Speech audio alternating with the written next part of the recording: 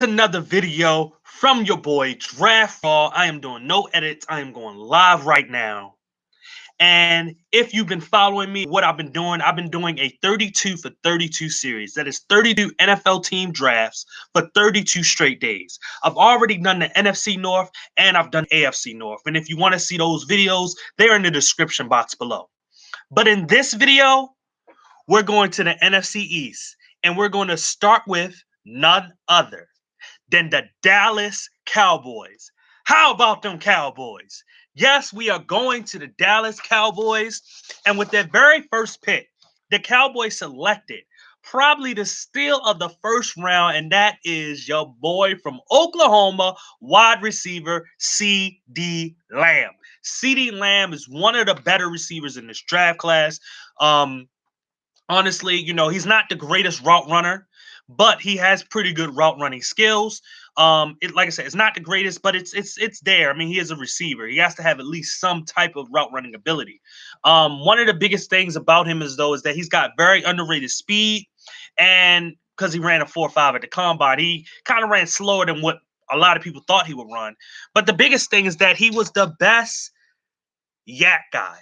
The best run after the catch, the best yard after contact, after catch, whatever you want to call it. He was the best at it.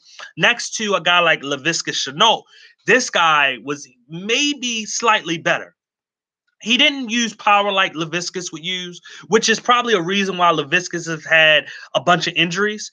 But what he did use was his natural quickness. It reminded me of Baltimore Ravens Lamar Jackson when it came to his quickness, the way that he jukes guys, the way that he brings defenders in, and then he makes that quick cut, and all of a sudden you see the defender falling on their face.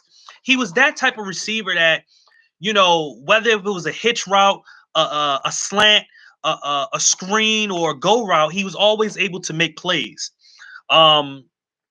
To me, he was similar to like a DK Metcalf, but he's probably slightly better because, and I wouldn't even say slightly, he's definitely better because unlike Metcalf, he actually has quickness that he can use in his route running skills and get better at it. He has pretty good solid hands. Never really saw him drop a bunch of passes. I mean, when it came to everything all around, even with his ability to just kind of snatch the ball out the air and say that, no, he's the only person that's going to come down with it. That's one of the things that I really look at to determine if a receiver is going to be pretty good in the league. Guys like Steve Smith, who was 5'9", Antonio Brown was 5'10". Even those smaller guys, Doug Baldwin even, would snatch the ball out the air. And then you even have those big receivers like the A.J. Greens and the Des Bryants of the world, or Julio Jones, that would snatch the ball out the air. So now I see a guy like a CD Lamb, and he does the same thing. I think that he's going to be a pretty good receiver in the NFL, and maybe even slightly better than what you already have in Amari Cooper, but we'll see about that.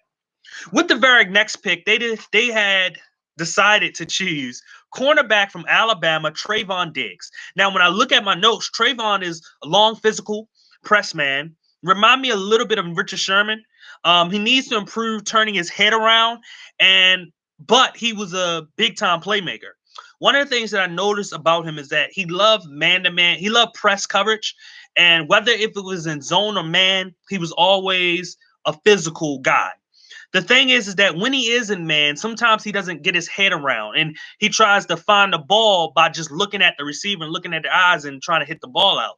Well, sometimes what happens is that you'll have those receivers that will jump right over him to have strong hands, catch that football, and land in bounds for a touchdown or a big first down, and now he's looking stupid because he could have prevented that if he just turned his head around.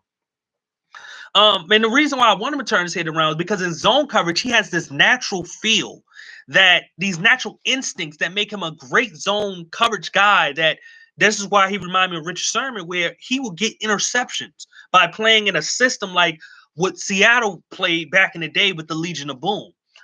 He has that type of skill set with the physicalness, with his length, with his size, his natural instincts, his actual ball hawking skills, because I believe he actually did used to play receiver just like his brother Stephon. He has all the things in the making into being a really, really good corner in this league. He just needs to improve on when it comes to his man-to-man coverage, turning his head around so then he can get more interceptions that way, and then he can be possibly one of the best cornerbacks that we've seen in the NFL. If he does that, he will be similar to like a Darrelle Revis. Darrelle Revis was a good, fast, physical type of corner that also gave that was also instinctive in zone. And obviously man coverage was his forte, but he had all that skill set where you don't really see a lot of corners like that besides the Champ Baileys and the Deion Sanders and the Darrelle Revises and so forth and so forth. So he has the ability to do that. He just needs to improve on turning his head around. But he was probably one of the better playmaking receivers. I mean, not receivers, corners in this draft class. With the very next pick in the third round, they decided to choose Neville Gallimore, defensive tackle, Oklahoma. Now, they went back to Oklahoma and chose another guy. Neville Gallimore is a super quick, natural inside pass rusher. But he needs to improve on shedding on runs. One of the biggest problems that I saw him was that he didn't shed on running plays. And I think sometimes it had a little bit to do with the system that Oklahoma played. They played this like slant system where guys were kind of like shooting gaps or I guess slanting to an area and not actually moving forward a bunch. Like it was a weird type of defense that they used for that defensive line. But like I say, he's super quick. He's a natural inside pass rusher. Those are the big things that he has that is going to really carry him into the NFL. He doesn't have to be the greatest run defender as long as he can disrupt the pass, which, I mean, that's where the game is going to, is disrupting the pass. Then he can be a pretty good player in this league. Once he gets better at being able to shed runs, using his power and his natural length and power to be able to shed runs, he will be a pretty good player in this league. But I think that right now, where he was chosen in the third round was probably exactly where he should have been chosen. But he's one of those guys that could improve on years to come. Now, in the fourth round, they chose cornerback Reggie Robinson. The situation here, I didn't get to watch any of Reggie Robinson's tape. And I don't like reading other people evaluation on players. So Reggie Robinson, cornerback from Tulsa, I believe. So I will probably try to go back and look at Reggie Robinson, and then maybe later on I will give an analysis for him. So it's apologies that I didn't get to watch his tape yet. It is what it is. I'm a busy guy, I got a lot of other things that are going on. So it's one of those situations where I like I said, I don't want to sit there and give you someone else's analysis. So I would just say this. If you want to know about Reggie Robinson, if you don't know about this other YouTuber, his name is Vach Lombardi. He's a pretty big time YouTuber, and he is a Cowboys fan. And I believe he went over every single pick. So you can go talk to him or not talk to him, but watch his videos and see what he said about it. I do remember a little bit what he said. He did say that, he is a tall guy, so he has length.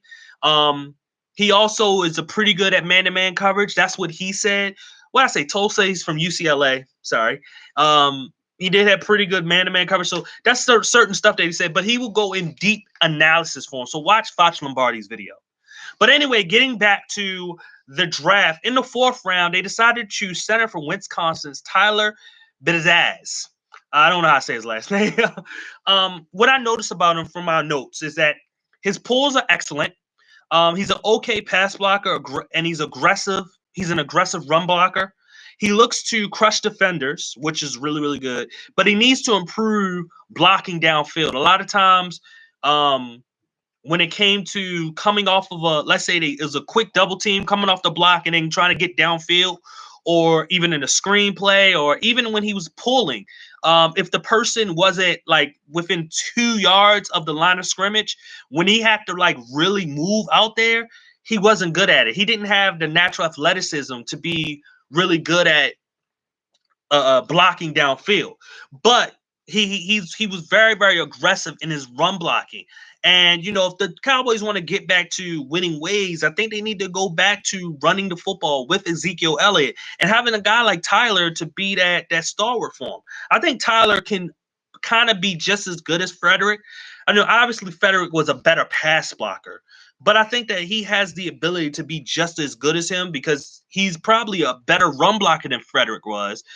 And I think that with his pass blocking, I think that I mean he's a center, so it may not be the greatest improvement. But if you have two really guards next to him, it's not going to matter too much. You know what I mean? I mean it's going to matter, but it's not going to be so much to a point where he couldn't handle himself. Period.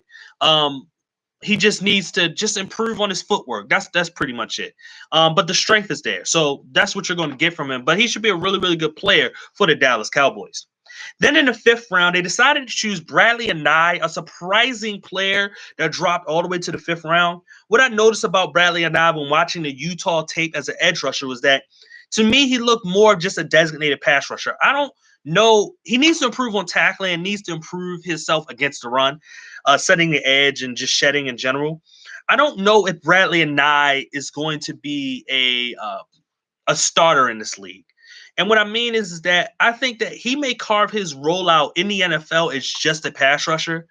If that happens, he can be a really good player. He can be in situations where he could literally get a bunch of money by just being a pass rusher. Teams look for pass rushers. And so in a situation where we've seen like a Robert Quinn, which I think he's on his 3rd or 4th team by now. And because he played for the Dolphins. Does he play for the Dolphins now? I forgot who he plays for. I know he was playing for the Cowboys. He played for the Rams. So, but anyway, situations where he's still a good pass rusher and he can make a lot of money by just being a designated pass rusher. He doesn't have to be great against the run. Like I said, his tackling need to improve. But if he's a good pass rusher, if he can get after the quarterback, create some pressure, then the other stuff don't matter because he has something about him that can disrupt the game, especially from the edge. And he's a pretty quick guy. He's got a quick burst. He uses his hands well, rips, swims, whatever, speed to power.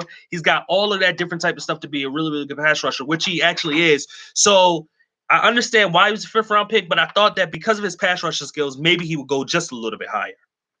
And last but not least, they decided to choose Ben DiNucci from James Madison. Put this down. I couldn't find any tape on him. I tried to find tape really quickly before I did this video, and I couldn't find anything on him. I could find Reggie Robinson's. Like I said, I just didn't get a chance to watch it, but I couldn't find anything on Ben. So it was really just highlights, and I don't know. I don't do evaluations and analytics on highlights. Bump all that. That's not good evaluation. So anyway, once again, my name is Draft Raw. I thank anybody for watching. Like I said, this is the 32 for 32 series. If you're new to this, if you're seeing this, I'll be doing the whole NFC East this week. So it should basically last all the way till about, I think Saturday should be the last day for the NFC East. So if you're a Cowboys fan and you want to see how your division rivals did, just look out every day for this channel. Subscribe. I mean, that's the easiest way. And hit that notification bell. That's the easiest way to do that. But also, just to see how other teams, if you want to see how other teams did, it's another thing. And if you're not a Cowboys fan and maybe you're a fan of another team, I already told you I did the North teams for the AFC, NFC. I haven't done the South and I haven't done the West. But I'm starting the East now. So if your team is in either East team, it's coming up. If it's in the NFC East, it's definitely coming up soon. So I just hope that y'all there to watch it. Anyway, I thank anybody for watching this video. Once again, my name is Draft Raw, and I want y'all to have a good day. Goodbye.